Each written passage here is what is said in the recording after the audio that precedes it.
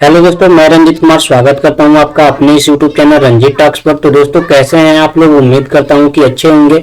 जैसा कि दोस्तों मैंने पिछली वीडियो में बताया था कि मेरा जो ग्रुप डी का डीवी है वो 1 मार्च को होने वाला है। तो दोस्तों फाइनली मेरा डीवी और मेडिकल कंप्लीट हो चुका है और मैं अपने घर भी आ चुका हूं। तो दोस्तों आज के इस वीडियो में मैं डीवी का फुल रिव्यू देने वाला हूं। तो दोस्तों अगर आप लोगों का डीवी अभी नहीं हुआ है तो आप लोग इस वीडियो को पूरा देख सकते हैं, वरना आप इसे स्किप कर सकते हैं। चलिए वीडियो को शुरू करता हूं। तो दोस्तों सबसे पहले जब हम लोगों ने डीवी वेन्यू पर गया तो वहां पे गेट के बाहर ही एक लिस्ट लगी हुई थी जिसमें टोटल नंबर ऑफ स्टूडेंट दिया हुआ था जिन लोगों का उस दिन डीवी होना था।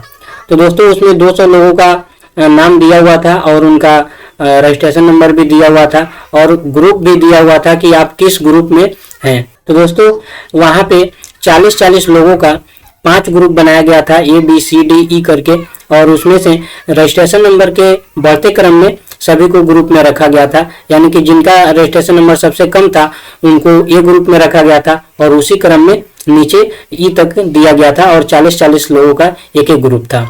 अब बात आती है गेट के अंदर की।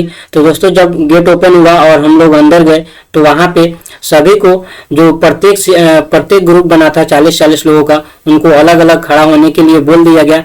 तो सभी लोग खड़े हो गए। उसके बाद से प्रत्येक ग्रुप से 25-25 लोगों को डीवी हॉल में भेज दिया गया और जो 15 बचे 15 जो नीचे के थे, मतलब जो रजिस्ट्रेशन नंबर में 15 नीचे वाले थे प्रत्येक ग्रुप से, उन लोगों को कहा गया कि जाइए आप लोग 2 बजे या 2:30 बजे के आसपास आइए, उसके बाद आपका डीवी होगा।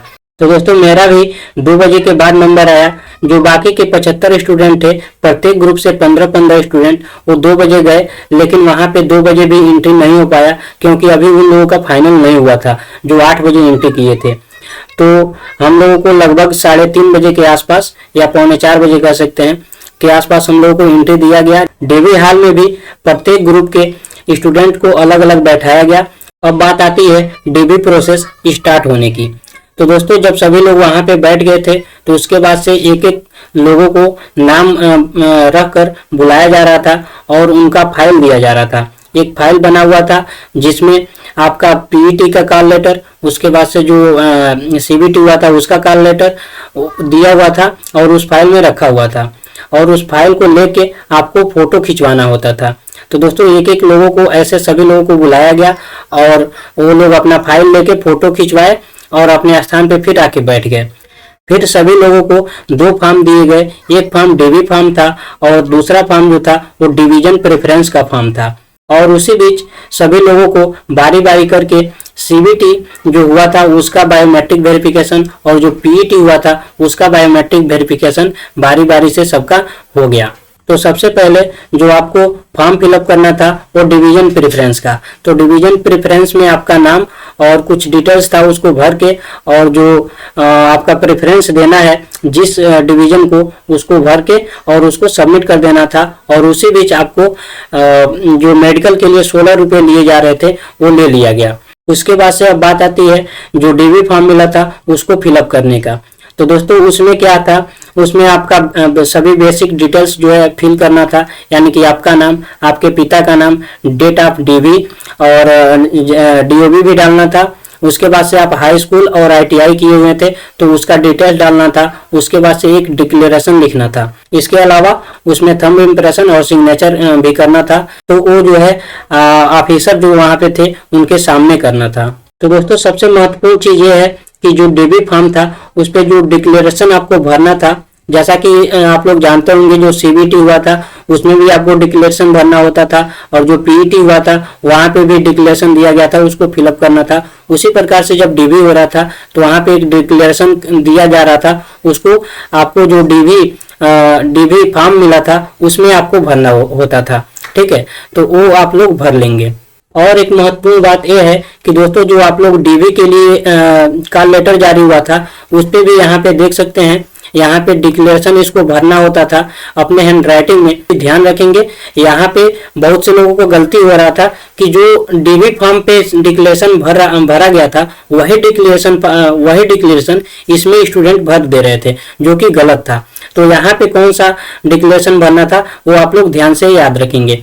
तो दोस्तों यहाँ पे वो डिक्लेरेशन लिखना था जो आपका सीबीटी हुआ था जिस दिन को और जिस शिफ्ट में, उसको उसमें जो आप डिक्लेरेशन भरे थे वही डिक्लेरेशन इस वाले पीईटी इस वाले कॉल लेटर में भरना था, यानी कि डीबी वाले कॉल लेटर में। ठीक है, तो आप लोगों को एक लिस्ट मिल रहा था, उसमें सभी स्टूडेंट का जो है सीबीटी हुआ था उसका डेट और शिफ्ट लिखा हुआ था और उसी के सामने डिक्लेरेशन भी लिखा हुआ था। तो उस डिक्लेरेशन को आपको इस वाले जो डीबी के लिए कॉल लेटर जारी हुआ था उसमें भरना था। तो दोस्तों आप लोग बहुत ही ध्यान से भरेंगे, क्योंकि और नहीं समझ में आता है तो आप उन लोगों से पूछ भी लेंगे, वो लोग बता रहे थे अच्छे से।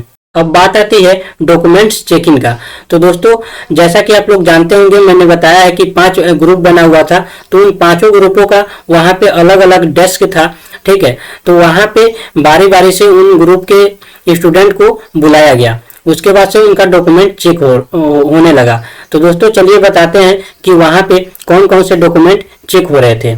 तो सबसे पहले फ्रेंड्स, वहां पे जो आपको डीबी फॉर्म मिला था उस पे आपका लेफ्ट थंब का इंप्रेशन और हिंदी में नाम लिखना था, और इंग्लिश जो आप सिग्नेचर करते हैं वो आपको सिग्नेचर भी करना होता था। उसके बाद से आपसे हाई स्कूल का मार्कशीट जो है वो देखा जा रहा था, तो हाई स्कूल का मार्कशीट दे रहे थे। उसके बाद से जो लोग आईटीआई भरे हुए थे तो उन लोगों को आईटीआई का सर्टिफिकेट भी दिखाना होता था।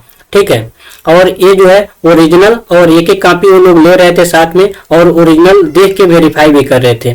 ठीक है, उसके बाद से तीसरा डॉक्यूमेंट जो है कैटेगरी सर्टिफिकेट मांगा जा रहा था, यानी कि जिस कैटेगरी से आप लोग बिलोंग करते हैं वो कैटेगरी का सर्टिफिकेट आपको देना होता था। जैसे जो लोग ओबीसी हैं तो वो लोग ओबीसी दिखा रहे थे, जो लोग एससी एसटी या ईडब्ल्यूएस जो भी थे वो लोग अपना दिखा रहे थे। और दोस्तों यहाँ पे जो नोटिफिकेशन में एनेक्सर दिया था, यानी कि जो रेलवे फॉर्मेट वाला था वो मांगा जा रहा था।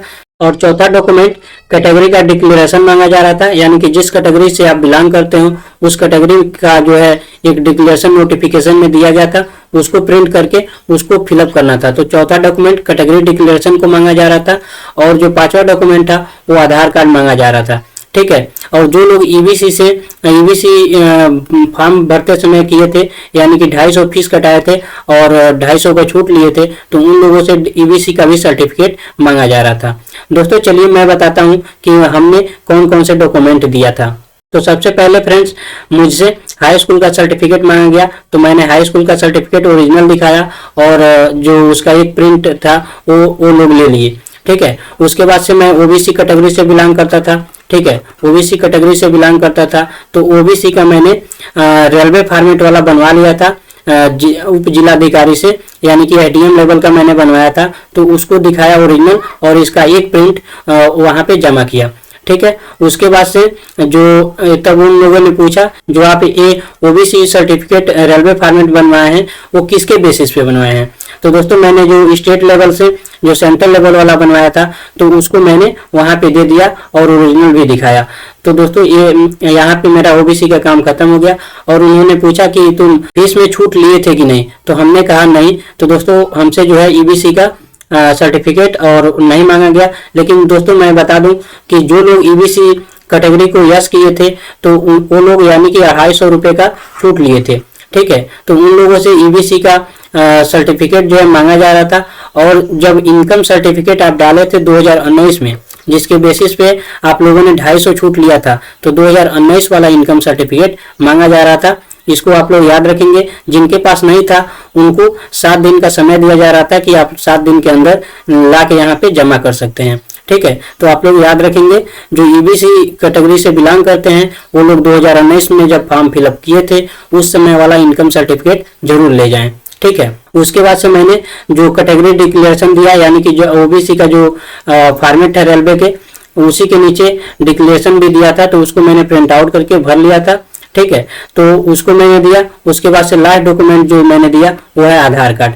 तो दोस्तों इन सभी डॉक्यूमेंट का केवल एक सेट जो है उन लोगों ने लिया। यहाँ पे देख सकते हैं इन सभी डॉक्यूमेंट का केवल एक सेट उन्होंने लिया, और उसके बाद उनके बगल में ही एक और सर थे, तो उन्होंने जो आइडेंटिफिकेशन मार्क आप फिलअप किए थे फॉर्म भरते समय, वो आइडेंटिफिकेशन मार्क जो है चेक कर रहे थे और एक रेलवे हॉस्पिटल के लिए, जो रेलवे हॉस्पिटल अलॉट होगा वहां पे भेजने के लिए उस डिक्लेरेशन को भी लिख रहे थे। जब इतना काम हो गया तो वहां से एक और डेस्क था, ठीक है, वहां पे भी एक सर थे, तो उन्होंने फिर से आपका डॉक्यूमेंट बारी बारी से ओरिजिनल देखा और जो ये डॉक्यूमेंट का एक सेट बना था तो उसको उन्होंने देखा। उसके बाद से वो फाइनली सभी डॉक्यूमेंट को देख के और एक उनके पास प्रिंट था उस पे ओके लिख ले रहे थे, ठीक है। जब इतना प्रोसेस पूरा हो गया तो सभी लोगों को बैठा दिया गया आराम से और बोला गया कि कुछ समय तक आप लोग इंतजार कीजिए, आपका मेडिकल मेमो तैयार हो रहा है, ठीक है। तो यहाँ पे देख सकते हैं